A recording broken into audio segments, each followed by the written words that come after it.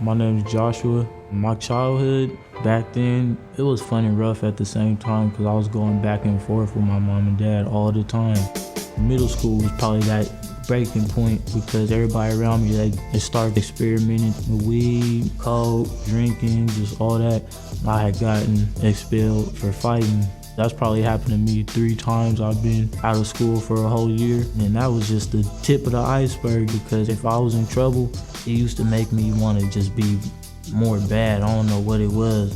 What changed was probably I seen my cousin doing good. You know, he was going to Seattle Urban Academy before I was. Seeing him doing good and like, hey, that's my family, you know?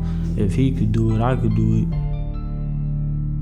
I'm David McIntosh, and I'm the Student Development Coordinator, as well as one of the teachers here at Seattle Urban Academy. Joshua, maybe about 2 years ago now, came into the school. I went down the hall to see where I could sign up, and I seen this tall black male with a vicious smile.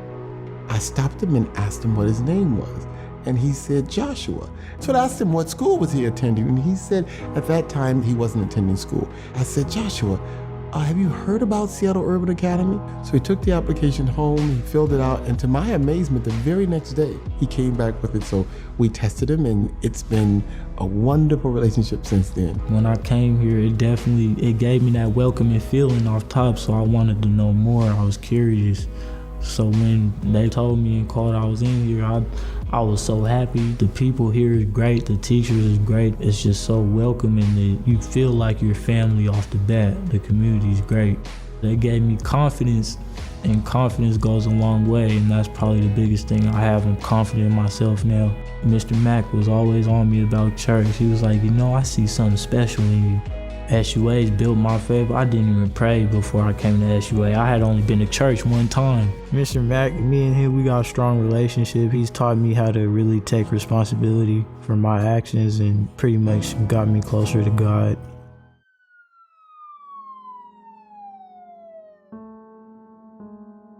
Spiritual battles are every day.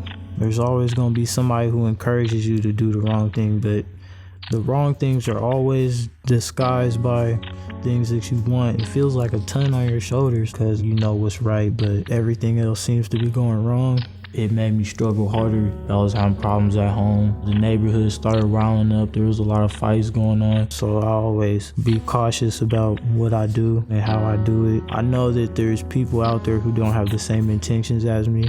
When I got shot, it definitely was a real dark place. We was leaving the party, driving down a long straightaway road. It was dark, and I remember hearing like a car speeding up.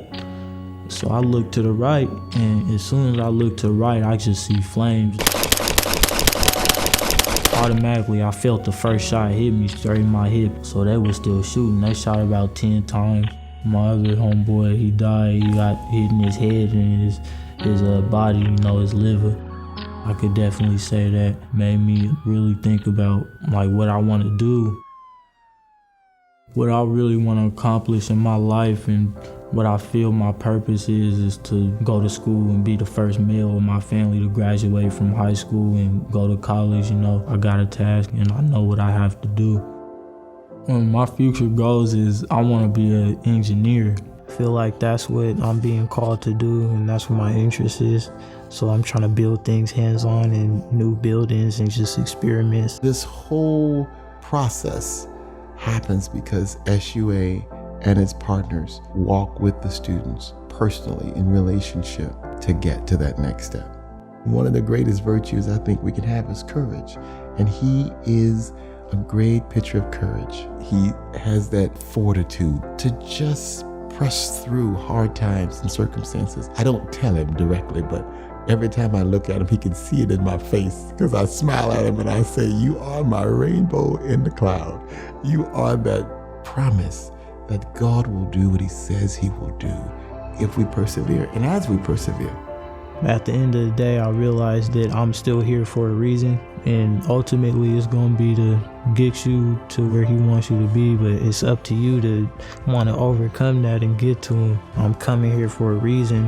I want to go far in life, so I keep coming because I want my diploma. Have something I could say I did this and I worked hard for it. I really want that diploma bad. That's what I really want.